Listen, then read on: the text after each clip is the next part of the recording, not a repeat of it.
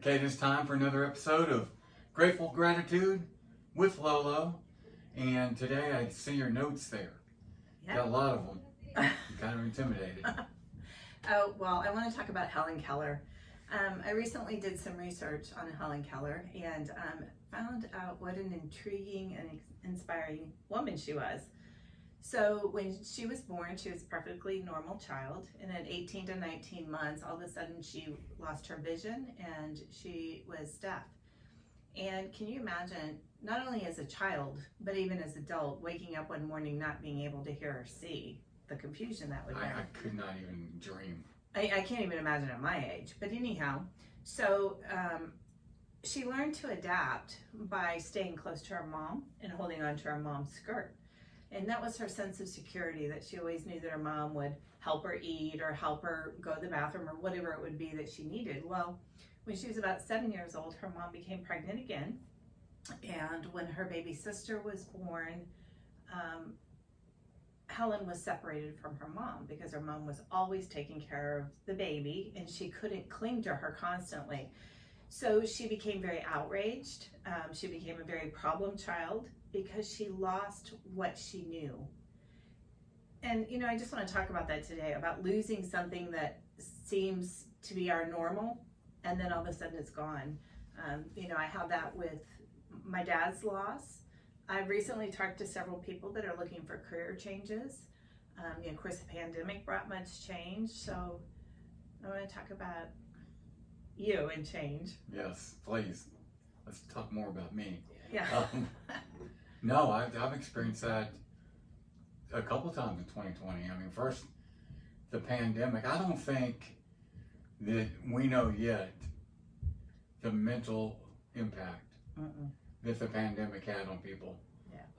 The lockdown, for a lot of people, I think, was very bad. I think there's a lot of people that are having unrecognized, or they've seen the change in themselves. They don't realize why. Yes. So I think we're going to see a lot of that. But then my hospital stay, my life changed in a moment. I mean, it was a long process, but my life as I knew it changed immediately, and like a 180. So. You know, and I think sometimes, and I could be totally wrong because I'm not trained in the psychiatry field, but you know, the way I dealt with my change, of course, was gratitude and my faith. And luckily I had that in place. Not that it made my change easier, but it made it more peaceful, if that makes sense. That makes a ton of sense. Yeah. So, you know, Helen Keller, being an unruly, confused child, I feel like we have a lot of people in society right now that are kind of the same way. And it can be because of being that isolation. It can be maybe they've had COVID. I talked to a lady the other day that had COVID in the very beginning, and she said, I'm still not right. And I don't know if I ever will be right. You know, so I think that a lot of times it's a lot about mental attitude. And I think Helen Keller was outstanding because she chose to learn. And she chose to work with the disadvantage that she had to be incredibly successful. I love that word choose, choice, choose. Just because you do have the right to choose. Yes. And you have the ability to choose. You may not have the ability to control. Right. But you can always choose. Yes. And, you know, going through what I went through, I can relate to what you're saying. I cannot imagine, and I don't think I was equipped to go through that without faith, without gratitude. And I know there's people that do it, and it's got to be so much easier to deal with the change and to make the right choices. Right. In how you're going to deal with them. If you do have that faith, if you do have the belief, and you understand that. Well, she had some remarkable quotes, and then I was gonna just do a few things, because when you hear her quotes, you feel her faith, but you also feel her positivity and inspiration. And one of them that I really like is alone we can do so little, together we can do so much. Love it. And the reason I really like that is because, you know, I've started doing a lot of grief support since my dad has left, or, you know, passed on.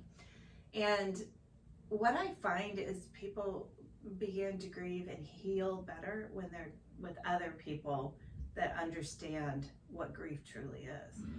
Because I think we hadn't had anybody die in our family that we were really close to for about, well, it was before Lexi was born, and she's 27, with the exception of her father that passed away, but that they were estranged, so it was different. So we really didn't have any understanding of what grief was going to be for us. And coming together with people in grief, just, it changes your mindset. Number one, we all want to know that we're normal. We all want to know that we're going to make it, because it's a struggle. It definitely can be. So here's another one. Keep your face to the sun and you will never see the shadows. True and great. Yeah, you know, a simple thing like that, if you just put that on a Post-it note, I always say, you know, when I pray, I'm hands up, face up, because I want God to shine on me. Mm-hmm. I don't want him looking at the top of my head, even though I know that's reverence. But I feel the same way about the sun. How many times do you go outside and the sun is just shining so bright and it just feels so good? It warms you, and You get your foil out. And you, yep. no, And your baby oil. Oh, you can get as much of it as you can. Oh, I thought you were Yeah. talking about the 80s when No. we did the baby oil and the butter and stuff. But no, you're right. When you walk out, see the sun, it can be really inspiring and uplifting. It just, you know, vitamin D is great. But another one that I like is no one has a right to consume happiness without producing it. I like that a lot. She's just amazing. And the thought that goes behind that, you know how some people, and she's probably one of those, that just comes out of her mouth because that's what's in her. Mm-hmm. And I love that. Another one is, and this one really helped me with grief, is when one door of happiness closes, losing my dad, another opens. But often we look so long at the closed door that we do not see the one which has been opened for us. Exactly. And I find working with a lot of different groups of people, this is a good one to remind them, because especially in grief, because a lot of times people focus on that loss. Mm-hmm. And not that, you know, God does have a plan, and why did he bring you through this? So Read that again. okay, when one door of happiness closes, another opens. But often we look so long at the closed door that we do not see the one which has been opened for us. That's something you have to be intentional about. For sure. It just, maybe for some people it just happens, but that's something, you know, for example, I had to look at when I was laying in that hospital bed 24 hours a day, awake for a lot of it, and just thinking and trying to figure things out. I had to consciously tell myself, every issue I've ever had, every problem I've ever had, I've come out the other side stronger and better. But it's not something that's easy to do. Right. Well, you know, I know that hindsight is 20/20, but I always tell people that you have to have that hindsight and you have to look back, because it shows God's goodness. Yeah. A horrible first marriage that brought me a wonderful new husband. You know, a daughter with anxiety and OCD that he healed or is still healing. You know, a grandbaby with a birth defect that he gave us the best case scenario. Sometimes it's hard when we're going into that to hold on to that goodness and to look at the things that he has blessed us with. And that can keep you from making the right choices. Mm-hmm. I mean, your first marriage, which you've talked about on this podcast, could have kept you, if you had chosen, could have kept you from marrying anyone else. You could have said, no, I'm not going to do this. And you would have missed out on less. Right, for sure. But instead, recognizing that, you know, it wasn't a pretty thing to walk through, but the Bible tells us constantly God is with us in our struggles and he will bring us out better, just like you said. So, you know, to me, that's really important.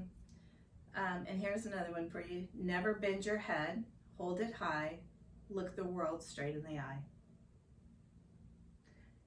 How powerful is that? Because how many times do we choose to withdraw and not take something head on? All the time. Mm-hmm. That's another one you have to be intentional about. For sure. And remind yourself that the world's not unicorns and rainbows. It's not designed that way. It's not supposed to be that way. And I'm not saying it's supposed to be awful, but you've got to understand there's going to be issues. There's going to be things that you have to deal with that you don't want to deal with, but that's part of life. Right. I told the men in my Bible class we had a retreat a couple weeks ago, and we're just all talking in one of those circles. Yeah. And I'm definitely not the only one in that room that felt this way, but the way I put it was, I am much more prepared for death than I am for tomorrow. Because I know what's going to happen. Mm-hmm. Tomorrow I don't know what's going to happen. That's But, great. You know, you need to be prepared and understand where you are right now. Well, and the thing is, if people understand what heaven is, Mm-hmm. and how there is no suffering, and we still know our loved ones that are there, and that's a great statement, and that could almost be a Helen Keller. Look at me. So the last one is, although the world is full of suffering, it is full also of the overcoming of it. True. It's how we look at it. Do we see the suffering, or do we see the better side, the gratitude side, the positive side? There are very few successful people in the world. It'd be easier to say there's probably none, but have not overcome some kind of suffering. Oh, Everyone suffers. Yeah. Everyone has something that they've got to recover from. Mm-hmm. And just because it may not look major to other people, Mm-hmm. within themselves, you know, when you have a problem, it's a problem. And you know, you and I have talked about this. If you think you're the only one with that problem, you're silly. Everybody, and that goes back again, I want to know I'm normal, and I want to know I'm going to get through this.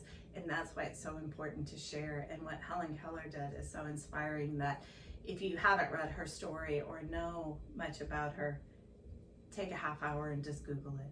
So thanks, Mark. Thank you. Until next time. Can't wait. All right.